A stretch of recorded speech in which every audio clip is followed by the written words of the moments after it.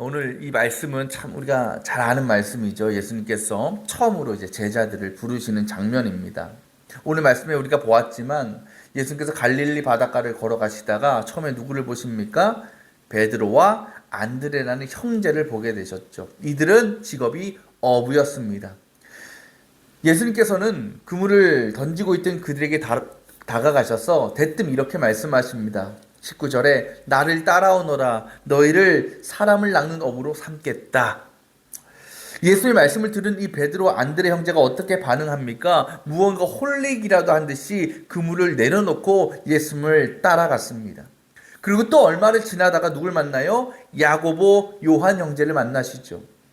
또 그들이 그물을 정리하고 있는 것을 보시고 예수님께서 똑같이 말씀하셔요. 나를 따라오라고. 그랬더니 그들도 어떻게 합니까? 뒤도 돌아보지 않고 예수님을 따라갔습니다. 여러분, 이 짧은 말씀이 상식적으로 이해가 되십니까? 이런 상황을 여러분 이해가 되셔요? 안 되죠.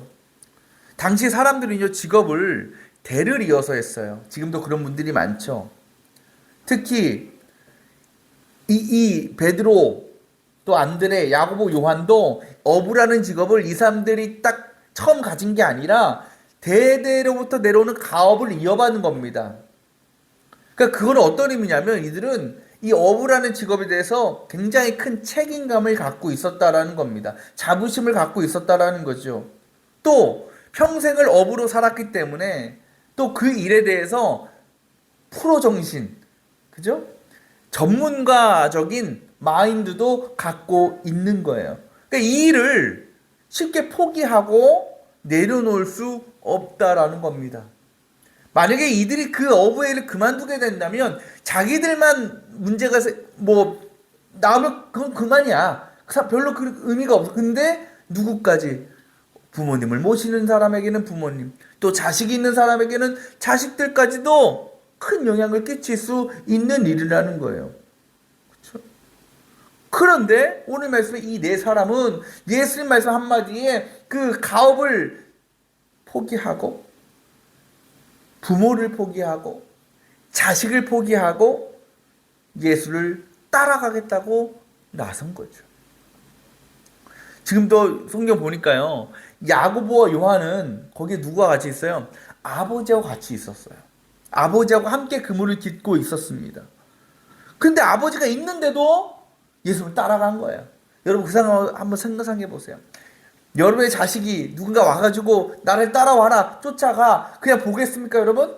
그냥 보고만 있겠어요? 잘 가라 수고해라 하겠어요?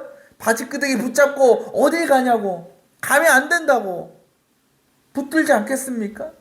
근데 그들은 갔다라는 거예요. 그것은 어떤 의미냐? 부모의 만류를 뿌리치고 버리고 예수님을 따라갔다라는 거예요. 이거는 어떻게 보면요, 페르나도 이런 페르나가 없지 않습니까? 부모가 옆에 있는데 아니 설명이라도 좀 하든지 아니면 베드로 안드레는 집에 가서 좀 이런저런 일이 있어서 내가 잠깐 갔다 와야겠습니다. 얘기라도 해주든지 그냥 무책임하게 가족을 버리고 예수님을 따라갔어요. 왜 이들은 그럴 수밖에 없었을까? 우리가 오늘 이 말씀은요 짧아요. 근데 동일한 말씀이 기록된 누가복음은요 꽤 구체적으로 그 내용이 기록되어 있어요. 그것도 우리가 잘 아는 말씀이에요. 더 구체적인 내용이 어떤 내용이냐? 베드로 안드레가 열심히 밤에 그물을 던졌어요. 물고기 잡으려고. 근데 한 마리도 못 잡았어요. 이건 아마 어부 일을 한 역사상 처음 있는 일일 겁니다. 한 마리도 못 잡는 건. 저도 옛날에 할아버지 따라 낚시 가면 한 마리는 잡거든요. 어부가 한 마리 못 잡아. 얼마나 그 충격이겠어요. 그 얼마나 크게 실망하고 좌절했겠습니까? 그 마음으로 그물을 걷고 있었다라는 거예요. 근데 그때 낯선 사람이 오더니 베드로의 배에 올라탑니다. 그러고서 갑자기 뜬 것이 막 말씀을 전하시는 겁니다. 여러분 평소 같으면요 이 어부들에게 배라는 건요 전 재산입니다. 가장 소중한 거예요. 자기 거예요. 거기에 낯선 사람이 올라가? 이거는 용납할 수가 없는 거예요. 그런데 이상하게도 그날따라 여러 가지 이유가 있겠죠. 베드로가 좀 마음이 너무 심란해서 그냥 다 포기하고 오르거나 말거나 신경을 안 썼던지 이유는 모르겠지만 어쨌든 예수님께서 오르셔서 말씀을 전하고 있는 겁니다. 그런데 그 말씀을 듣다 보니까 아무리 자기 열심히 해도 옆에서 하는 말 잘 들리잖아요. 듣다 보니까 뭔가 이 말씀이 대단한 것 같은 거예요. 뭔가 보통 말씀이 아닌 거예요. 또 듣다 보니까 뭔가 마음이 뜨거워지고 뭔가 마음을 움직이는 말씀이었다라는 겁니다. 그러면서 뭔가 변화가 느껴지는 거예요. 그때 베드로가 어떤 생각을 하냐? 저 배에 올라가 말씀을 전하시는 분이 보통 분은 아니구나. 저는 우리 교회 성도들도 하나님의 말씀을 들을 때에 그런 마음의 뜨거움과 움직임과 변화가 있기를 원합니다. 근데 그분이 말씀을 마치시고 베드로에게 오시더니 뭐라고 말씀하시냐? 야, 너 지금 당장 깊은 데로 가서 그물을 내려라 라고 말씀하셔요. 아마 베드로는 길을 의심했을 겁니다. 이보다 더 엉뚱생뚱한 말이 없어요. 왜? 지금 평생 어부로 살아온 베드로는요, 한 마리도 못 잡았어요. 낚시 전문가라고 하는, 프로라고 하는 자신도 한 마리도 못 잡았는데 딱 보니까 어디 낚시라고는 해본 적도 없어 보이는 양반이 와서 그물을 내리래.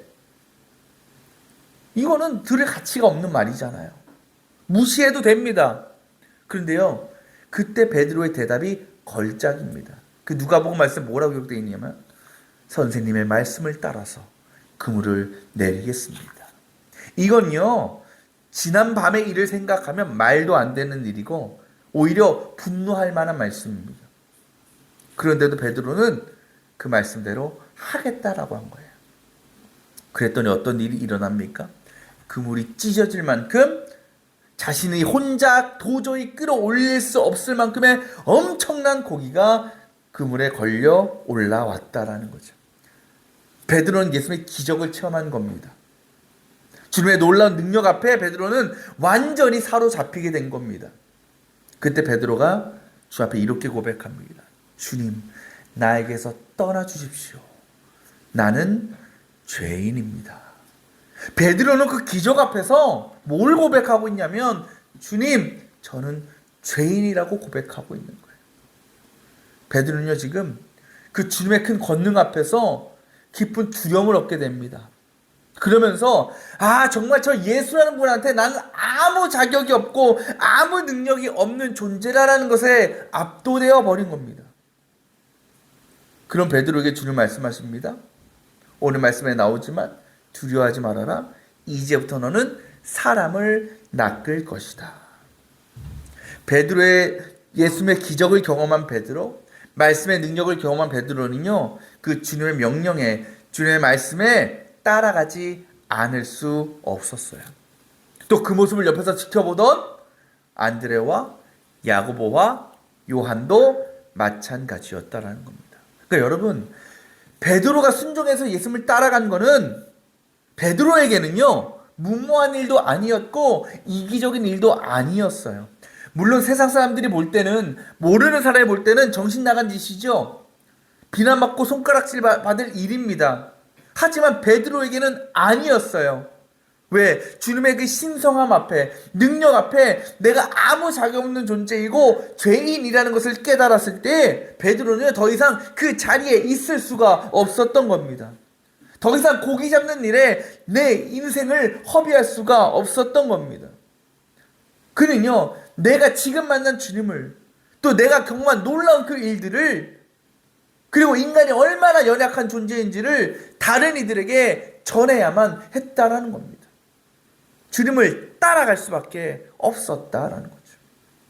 여러분, 주님을 믿지 않는 사람들 지금도 얼마나 많아요. 근데 그분들이 볼 때 우리 그리스도인들, 성도들은요, 참 정신 나간 사람들일 거예요. 왜 그럴까? 세상 얼마나 즐거운 게 많고 얼마나 누릴 게 많은데 그거 즐기고 누리기에도 시간이 부족한데, 그것도 우리 지금 황금 같은 연휴를 보내고 있지 않습니까? 이 시간에 예배 드린다고 교회 와서 앉아 있는 거예요. 또 한 푼이 아까운 시절, 또 경제도 어려운데 힘들게 일해서 돈 번 거 교회에다 헌금이라고 내고 있는 겁니다. 세상 사람들의 시선, 믿지 않는 사람들의 눈으로 보면 저와 여러분들은 미친 사람들이죠. 정신 나간 인간들이에요. 바보 같은 사람들입니다. 혹시 여러분 그런 세상 사람들의 시선과 인식과 그런 비난에 상처를 받고 또 속상한 일이 있습니까? 그런 얘기를 들을 때마다 내가 왜 지난주에 얘기한 것처럼 내가 왜 이렇게까지 하면서 예수님 믿고 신앙생활 해야 되나? 라고 생각하지 않습니까? 여러분 절대 그런 생각할 필요가 없어요. 왜 그러냐면 우리는 진리를 알기 때문에 그래요. 반대로 세상 사람들은 진리를 모르기 때문에 그러는 거예요. 우리는요, 하나님이 세상의 주인이고 하나님을 주인으로 모시는 삶을 살아야 되는 것을 믿어요. 그것이 진리잖아요. 그래서 요한복음 8장 32절에 보면 이렇게 말씀하시잖아요. 진리를 알지니 진리가 너희를 뭐하게 한다? 자유하게 한다라는 겁니다. 우리는요, 예수님께서 그 피로 사신 은혜로 죽을 수밖에 없는 우리가 영원한 생명과 구원의 기쁨을 얻었다는 것을 다 믿고 알고 있어요. 그 주님을 통해 누리는 기쁨은요, 그 어떤 것으로도 대신할 수 없고 또 영원히 누릴 수 있는 겁니다.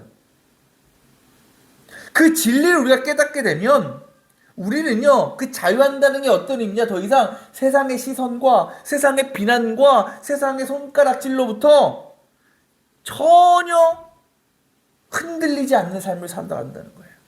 세상 사람들이 뭐라 하든지, 뭐라고 우리를 향해서 얘기하든지, 우리는 상관이 없어요. 우리가 거기서 자유하지 못하면 어떻게 돼요? 자꾸 신경 쓰잖아요. 그들이 나를 어떻게 생각할까? 그들이 나를 비난하고 손가락질하면 어떡하나?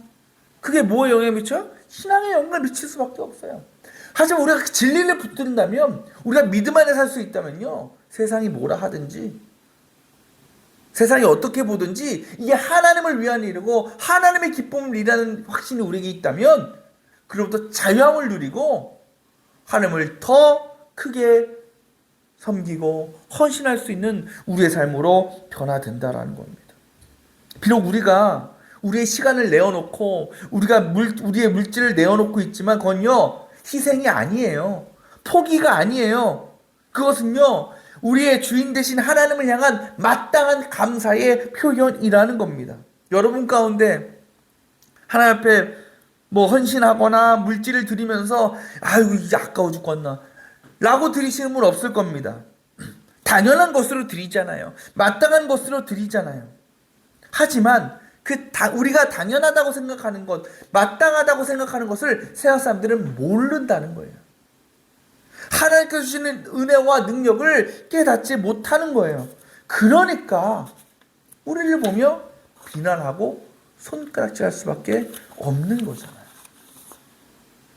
예수님께서 십자가 달려 돌아가실 때에 예수님을 때리고 십자가에 박고 조롱하던 사람들, 그 사람들 향해서 뭐라고 말씀하셔요? 저들은 몰라서 저러는 거예요. 몰라서 저러는 거예요. 이해하시죠? 우리도 그렇게 이해하는 거예요. 어찌 보면 당연한 거죠. 오늘도요, 우리나라 설날이기 때문에 많이들 빠지셨겠지만, 우리나라뿐만 아니라 전 세계에서 주의를 지키고 또 수많은 성도들이 하나님을 예배하고 있을 겁니다. 하지만 많은 사람들이 모여 있어도 아마 같은 마음으로 모이진 않았을 겁니다. 어떤 분들은 정말 교회를 사랑하고 예배를 사모해서 기쁨으로 예배 자리에 나오신 분도 있을 것이고, 또 누군가는 그냥 손에 이끌려서 반강제로 나오신 분도 있을 겁니다. 하지만 우리가 이 자리에 나오기까지 내 어떤 개인적인 신앙의 상태나 마음은 다 다를지 모르지만 한 가지 공통된 분명한 사실은 있습니다. 그것이 무엇이냐? 우리가 이 자리에 나오기까지 하나님의 부르심이 있었다라는 겁니다. 우리는 내 생각으로, 내 마음으로, 내 발로 이곳에 나온 것 같지만 그것 또한 성령께서 우리를 부르셨기에 가능한 것이라는 겁니다. 그 마음을 주셨기에 우리가 나올 수 있었다라는 거예요. 그리고 우리가 이 자리에 나왔다라는 것은 그 하나님의 부르심에 우리가 응답했다라는 증거인 것입니다. 아직은요, 우리가 베드로나 안드레, 야고보, 요한처럼 온전히 주님께 순종하지 못할 수 있어요. 그래서 제자의 길을 따라가는데 역부족일 수는 있습니다. 하지만 우리가 주님의 부르심에 응답해서 이 자리에 나왔다라는 것만으로 이미 저와 여러분은 주님의 제자가 될 자격을 충분히 얻게 되었다라는 겁니다. 여기서 어떤 분들이 이렇게 얘기하실 수 있어요. 오늘 말씀 보면서 아니 예수님의 제자가 되려면 이 어부들처럼 내 직장이나 내 부모나 내 가족은 다 버려야 되는 겁니까? 다 포기해야 되는 겁니까? 여러분 그러면 여러분 예수님 믿을 사람 있겠어요? 누가 제자가 되겠어요? 아니에요. 이 어부들이 내 일과 내 부모를 뒤로하고 예수님을 따랐다라는 것은 부모에 대한 직업에 대한 의미를 포기했다라는 것, 저버렸다라는 것이 아닙니다. 그들은요 단지 우선순위가 바뀌었던 거예요. 우리는요 여러분 각자의 일터에서 가정에서 열심히 충실히 그 의무를 감당해야 됩니다. 왜? 우리의 직장도 우리의 가정도 하나님께서 허락해 주신 것이기 때문에, 하나님께서 보내주신 것이기 때문에, 그렇다고 우리는 그 안에서 주님께서 우리를 그곳에 보내신 목적을 이루어가면 되는 겁니다. 최선을 다해 일하고 최선을 다해 가정을 꾸려나가면 되는 겁니다. 단 그 우리의 직장과 우리의 가정과 우리의 자녀의 주인이 내가 아니라 하나님이시라는 것을 잊지 말아야 된다라는 겁니다. 주님은요 여러분이 속한 모든 것, 여러분을 통해서 하나님의 직장으로, 여러분을 통해서 하나님의 가정으로, 여러분들 통해서 하나님의 자녀들로 변화시켜 나가기를 주님은 원하고 계신다라는 것이고, 그것이 주님께서 우리를 부르신 목적이라는 것입니다. 사랑하는 여러분, 세상 사람들이 살아가면서 다 다양한 그물들을 손에 쥐고 살아갑니다. 그리고 그것을 내가 바라고 원하는 것들을 잡기 위해서 인생이라는 바다에 그 그물을 던지면서 살아갑니다. 돈이라는 그물, 명예라는 그물, 권력이라는 그물, 남들의 인정과 부러움이라는 그물 등등등등. 여러분 이 모든 것들은 우리가 세상을 살아가는데 너무 중요한 것들입니다. 또 필요한 것들입니다. 있다고 나쁠 게 하나도 없습니다. 그런데 때로 하나님께서 우리에게 너 그 그물들을 좀 내려놔라. 그물들을 좀 버려야 된다. 라고 말씀하실 때가 있다라는 거예요. 하나님께서 우리를 통해서 하나님의 일을 이루어 나가시려고 할 때, 우리의 이웃들을 돌보고 살피게 하시기 위해서, 또 때로는 우리가 세상에 빠져 살아가느라 믿음으로부터 멀어가는 우리의 모습이 너무나 안타까워서 우리를 다시 회복시켜 주시기 위해서 그물이 아니라 하나님을 붙들고 세상이 아니라 하나님 나라에 우리의 관심과 마음을 쏟으라고 하실 때가 있다라는 겁니다. 그때 여러분이 탁날이 붙잡고 있던 그 세상의 그물들을 버리실 수 있습니까? 내려놓을 수 있습니까? 물론 우리의 세상 일도 소중하고 하지만 그보다 하나님의 말씀과 하나님의 뜻을 이루어가는 일을 가장 큰 기쁨과 사명으로 여기며 주님을 따르겠다고, 순종하겠다고 결단할 수 있겠습니까? 여러분 혹시 밤새 고기를 한 마리도 잡지 못해서 실망하고 지친 상태로 그물을 정리하던 그 베드로처럼 삶의 고난과 어려움 때문에 좌절과 절망 가운데 빠져 계십니까? 그런 베드로를 찾아오셔서 말씀으로 위로하시고 또 기적으로 그를 변화되게 하신 예수님께서 지금도 그 동일한 은혜와 능력을 허락하시기 위해서 우리를 찾아오십니다. 그때 그분을 우리의 인생의 배 안에 기꺼이 모셔드리고 또 들려주시는 말씀에 귀를 기울이고 또 말씀에 순종할 수 있는 저와 여러분이 되시기를 바랍니다. 그래서 베드로의 순종에 대한 응답으로 그물이 찢어질 만큼의 물고기를 채워주신 것처럼 저와 여러분의 믿음으로 행하고 따르는 삶 가운데에도 하나님이 허락하시는 차고 넘치는 은혜와 복이 임하시기를 원합니다. 그렇게 제자된 성도, 제자된 교회로서 이 세상을 향한 하나님의 놀라운 계획과 뜻을 이루어가는데 큰 쓰임을 받는 우리 모두가 되시기를 주님의 이름으로 축원합니다.